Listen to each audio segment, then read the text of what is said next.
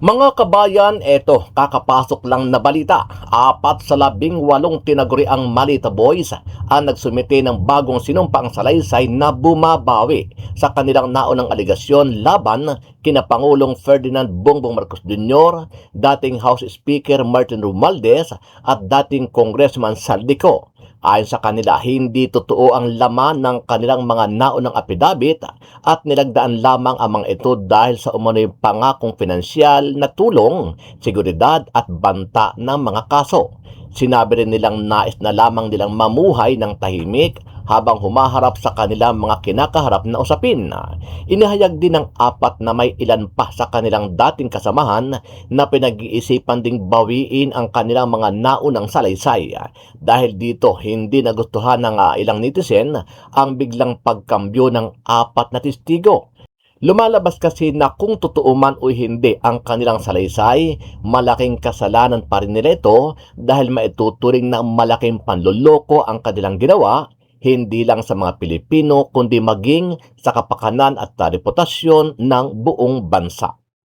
Binigyang diin sa mga huling araw ng impeachment trial kay Vice President Sara Duterte na executory o ipinatutupad na ang direktiba ng Commission on Audit o COA sa tanggapan ni Vice President Sara Duterte na isauli sa gobyerno ang nasa 73 million pesos sa 125 million pesos na halaga ng confidential funds.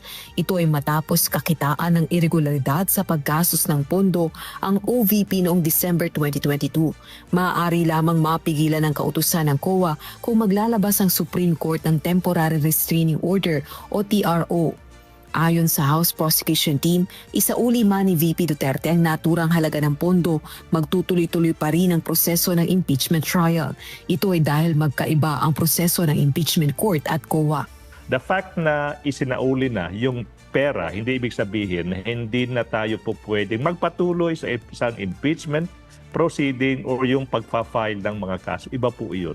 Yung pagsasauli po ng pera, hindi po yan rason na hindi na dapat i-account, i-exact. Ano ba yung naging administrative, civil, or criminal liability ng isang tao?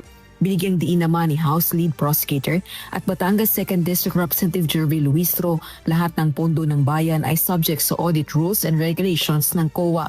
Confidential funds man ito o hindi. Kapag hindi sumunod, ibig sabihin, non-compliance yan, no? And that is the reason kung bakit nagkakaroon ng mga notices of disallowance. Kung sumunod naman, dapat walang notices of disallowance. Samantala, ang State Auditor sa COA Intelligence and Confidential Funds Audit Office na si Silene May Del Campo ang inaasahang magbibigay ng dagdag pang mga testimonya sa iba pang findings ng COA kaugnay ng ginawang pagbusisi sa paggastos ng confidential funds ni VP Duterte. Nakatakda ang muli nitong pagharap sa impeachment court sa August 10, 2026. Malinaw ang pattern. Ganito ang paglalarawan ni Vice President Sara Duterte nang hinga ng reaksyon sa ginagawa ng kasalukuyang administrasyon na tila iniisa-isa ang mga personalidad na hindi kaalyado ni Pangulong Ferdinand Marcos Jr. Ayon kay VP Duterte, lahat ng hindi sumusunod sa palasyo ay nakararanas aniya ng iba't ibang uri ng panggigipit. Well, it shows kung ano yung pinagkakaabalahan ng administrasyon ngayon, ng gobyerno ngayon. Ang pinagkakaabalahan nila ay politika dahil nakikita natin na may pattern na. Hindi lang si dating Pangulong Rodrigo Duterte, hindi lang ako, kundi lahat ng hindi sumunod sa palasyo kay President Marcos ay hinahabol, tinitira, kinakasuhan, hinaharas, tinitrete. Sinagot din ng Vice Presidente ang issue na pampagulo lang sa nagpapatuloy na impeachment trial niya ang kumalat na bali-balitang naaresto na noong nakaraang araw si Senator Ronald Bato de la Rosa. Aniya, hindi na kailangan pangguluhin ang impeachment dahil sa una pa lamang ay magulo na ito. I don't think kailangan guluhin ang impeachment. Napaka-klaro naman yung bending the law dyan sa impeachment na yan, simula pa sa House of Representatives hanggang sa pagkakaroon ng 2 tao na nakaupo doon sa, ano man tawag dyan, stage or rostrum or elevated platform. Hindi na kailangan guluhin ang impeachment dahil magulo na siya sa bending the law. Pinuri naman ng Vice Presidente ang kanyang defense team dahil sa ipinapakita nitong performance sa impeachment trial. Of course, yes. Oo. Nagpapasalamat lang talaga ako dahil merong mga abogado na tinanggap ang aking kaso at they are diligent and passionate enough to defend it.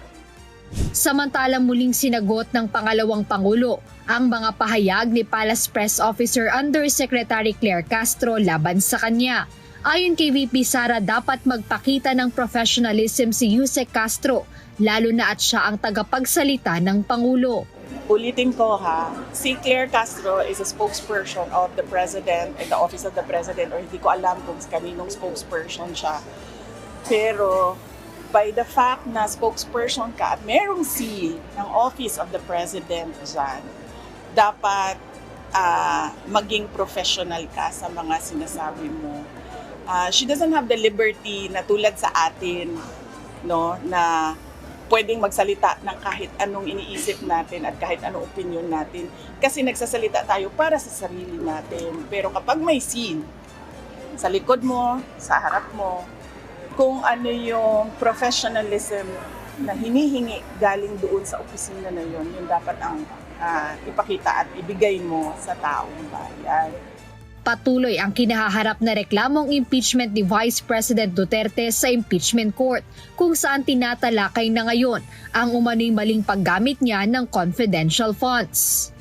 Yusek, good afternoon po. Good afternoon na po. Kahapon po ang day 13 ng impeachment trial. Marami pong naibunyag ang testigong si Attorney Wamil. Kaya hingi po sana ako ng reaction from the palace sa naging desisyon po ng Supreme Court na ibinasura ang mga petisyon na kumu-question po sa impeachment process at kung may pahayag na rin po ang Pangulo since day 13 na po ng impeachment trial. Kung meron po, Yusek. Thank you. Patungkol po sa Supreme Court, nag-decision po sila na ibasura ang nasabing dalawang petisyon dahil ito ay naging moot dahil wala na nga sa kamay ng House of Representatives ang usapin at ito ay nasa Senado na bilang impeachment court. So nararapat lang po siguro ito ay ibasura. At alam din man po natin na ayon din sa House of Representatives ay tumugon sila kung ano ang isinasaad at sinasabi ng pinakahuling desisyon patungkol sa proseso ng impeachment proceedings. Patungkol doon sa kung ano ang reaksyon? Kung may reaction po si Pangulo, ma'am, sa day 13 ng impeachment trial, marami po kasing naibunyag yung testigong si Attorney Wamil. Personally, para po kay Pangulo ay hindi po siya magbibigay ng anumang komento patungkol dyan dahil ang nais lamang po niya talaga ay masunod ang proseso. Yun naman po lagi ang sinasabi ng Pangulo, masunod ang due process, masunod ang proseso, kung ano ang sinasabi ng batas. So kung ano yung sinasabi ng batas, kung ano yung sinasabi ng ebidensya, sana ay wag walisin, wag linisin, at pahinain ang katotohanan at lihisin ang kung ano ang sinasabi ng batas. Marami po kasing lumalabas sa impeachment ayon sa PCO na nag-aaktong mga lawyer na hindi dapat dahil dapat maging impartial, manatiling walang bias ang mga senator judges. So hindi po sila mandato na walisin ang katotohanan. So wag silang magdala ng walis sa Senado. Thank you, ma'am. Reaction din, ma'am, sa mga kritiko na politically motivated po ang naging desisyon ng Supreme Court.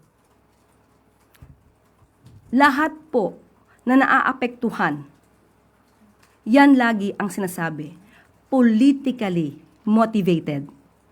So, siguro mas dapat i-level up nila ang kanilang diskurso para hindi sila nananatili sa pinakamababang diskurso or argumento na politically motivated.